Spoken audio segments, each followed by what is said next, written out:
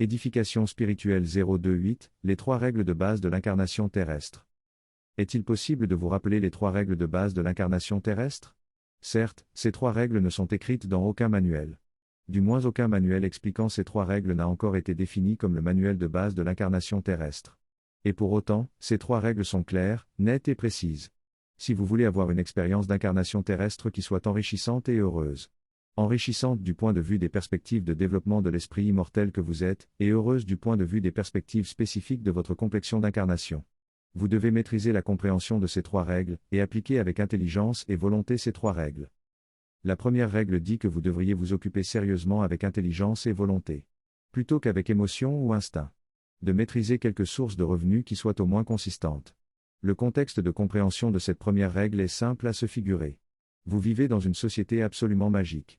Magique dans le sens spécifique où la société s'occupe de produire une richesse de biens et de services qui sont nécessaires ou utiles pour la gestion efficace des besoins et des désirs de l'individu que vous êtes.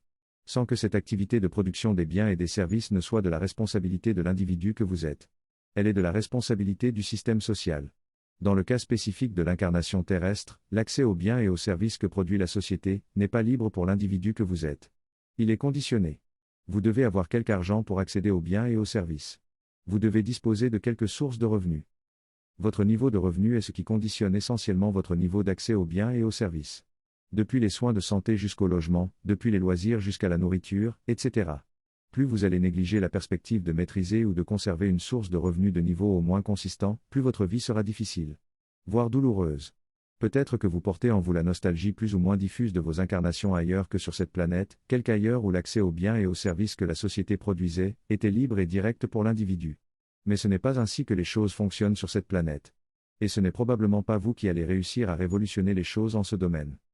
Ici, dans la perspective générale d'une incarnation enrichissante et heureuse, vous devez vous occuper sérieusement de maîtriser une source de revenus au moins consistante. Comment ? En développant et en exploitant de quelque manière efficace quelques compétences affines, directement ou indirectement, avec les besoins ou les désirs des gens. Ou quelques talents affines. Ou quelques capacités affines. Ou quelque activité affine. En traçant votre chemin jusqu'à quelque emploi au moins consistant dans quelque structure. Ou jusqu'à développer vous-même quelque activité au moins consistante ou quelque structure au moins consistante. Votre instance émotionnelle et votre instance instinctive seront des handicaps dans cette perspective, tandis que votre raison et votre volonté seront vos principales armes fondamentales dans cette perspective. Vous serez toujours la première victime. Et parfois la seule. De votre négligence par rapport à l'intégration et à l'application de cette première règle. Peu importe comment vous vous y prenez, en formation individuelle ou en formation de couple, faites en sorte de disposer directement ou indirectement d'un niveau au moins consistant d'argent. Intégrez-le et arrêtez de croire à des conceptions fausses à ce sujet.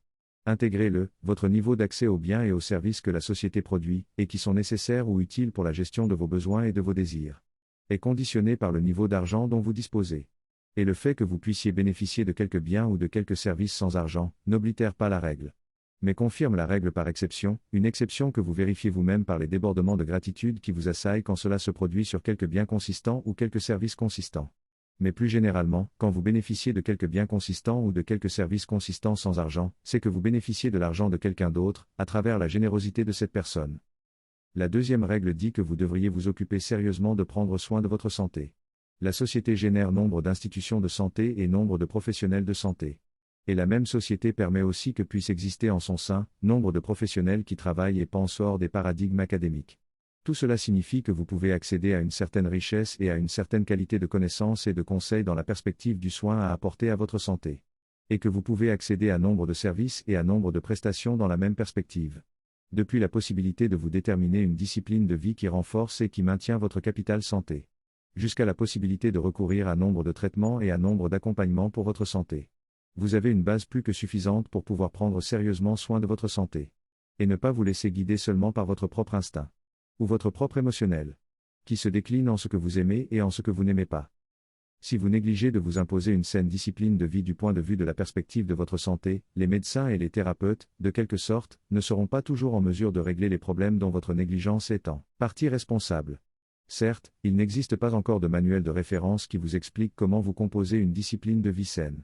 Mais en faisant usage de votre propre réflexion et en vous appuyant sur les connaissances qui circulent dans la société, vous pouvez vous composer une discipline de vie relativement saine. N'attendez pas de vous retrouver gravement malade pour réaliser à quel point la santé est précieuse. Vous pouvez investir votre santé comme quelque chose de précieux, alors même que vous êtes en relative bonne santé. La troisième règle est la plus difficile à envisager.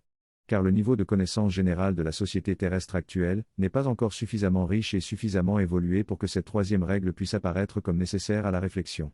Que dit cette règle ? Elle dit que vous devez vous occuper sérieusement de travailler au développement de la force de votre esprit.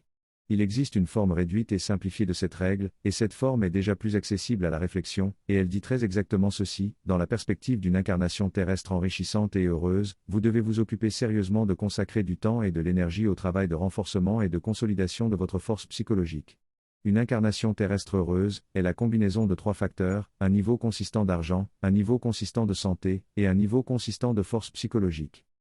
Sensei, Cyril Adongasu.